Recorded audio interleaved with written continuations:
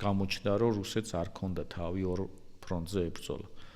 ორ ფრონტზე რო იბრძოლა, ამის საშუალება დღევანდელ მსოფლიოში, მე მგონი მარტო შეერთებულ შტატებს აქვს. სუპერ powers რო ეძახიან, სუპერ ძალას. რუსეთი არ არის ეს სუპერ ძალა და ვნახეთ, რომ სამ დღეში რო კიევი უნდა აეყო ვითომ, უკვე მეოთხე წელია ომში არის ჩაფლული, ხო და მას მით უმეტეს არ აქვს საშუალება და ეს აჩვენა იგივე ბოლოს აზერბაიჯანთან დაძაბულმა ურთიერთობამ, რომ მას არ შეუძლია ფიზიკურად მეორე ფრონტის გახსნა.